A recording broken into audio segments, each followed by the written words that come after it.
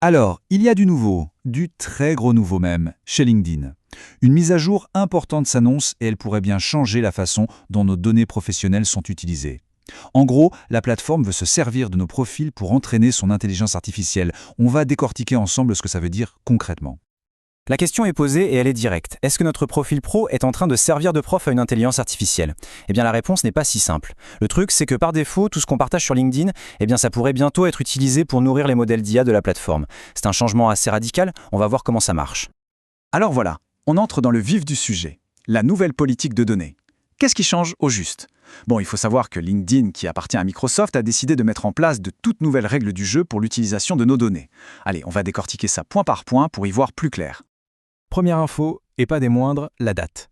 Notez-la bien dans un coin de votre tête, 3 novembre 2025. C'est le jour J.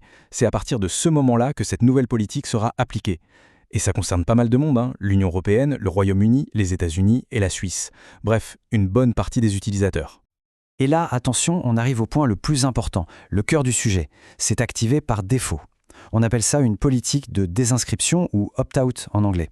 Qu'est-ce que ça veut dire concrètement? Ça veut dire que si on ne fait rien, nos données seront utilisées. C'est à nous de faire la démarche pour dire non. Le consentement n'est pas demandé, il est supposé. Alors, quelles sont les données concernées au juste? D'un côté, on a tout ce qui est public ou semi-public, les infos du profil, le nom, la formation, l'expérience pro, mais aussi toutes les publications, les articles, les commentaires, tout ça, c'est dans le lot. Par contre, et c'est important de le souligner, il y a des limites. Vos messages privés, vos infos de paiement, ou encore les données des profils de moins de 18 ans, ça, c'est non, c'est exclusivement exclu de la collecte. Ok, maintenant, on sait ce qui change. Mais la grande question, c'est pourquoi? Pourquoi LinkedIn fait tout ça? Eh bien, sans surprise, la raison officielle est directement liée à leurs grandes ambitions dans le domaine de l'IA.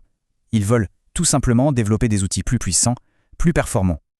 Et sur le papier, les objectifs sont plutôt clairs. Ils veulent affiner leur système d'IA, bien sûr, mais aussi nous offrir des expériences plus personnalisées. Pensez aussi à l'amélioration des outils qui aident à réécrire un texte ou à l'optimisation de la recherche de talents pour les recruteurs, et puis, plus globalement, développer de nouveaux outils de productivité. Bref, la promesse, c'est d'améliorer les services pour tout le monde. Bon, on a vu le quoi, le pourquoi, maintenant, le comment. Comment est-ce qu'on peut garder le contrôle sur nos données? Parce que oui, la bonne nouvelle, c'est qu'on peut agir. Voyons ensemble les étapes, très concrètes, pour gérer tout ça dans les paramètres.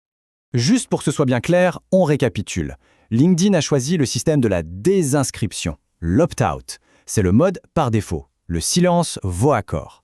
L'autre option qui aurait pu être choisie, c'est l'inscription, l'opt-in. Là, il aurait fallu un oui explicite de chaque personne. La différence entre les deux est fondamentale quand on parle de vie privée.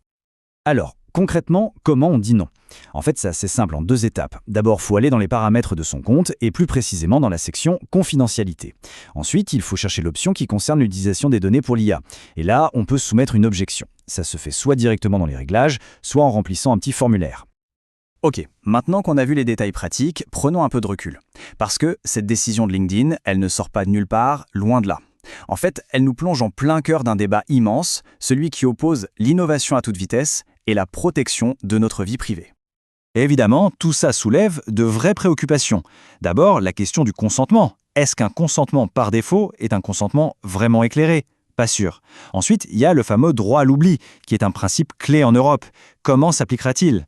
Et puis, il y a un certain manque de clarté. On ne sait pas exactement quels modèles d'IA vont être entraînés avec nos données. Ça reste assez flou. D'ailleurs, cette citation le résume très bien. Cette initiative marque un tournant dans la gestion des données pour le développement de l'IA chez Microsoft et LinkedIn. Oui, un tournant. C'est exactement ça. On est en train de vivre un moment charnière où les règles du jeu sur la gestion de nos données par les géants de la tech sont complètement redéfinies. Et ça se passe juste là, sous nos yeux.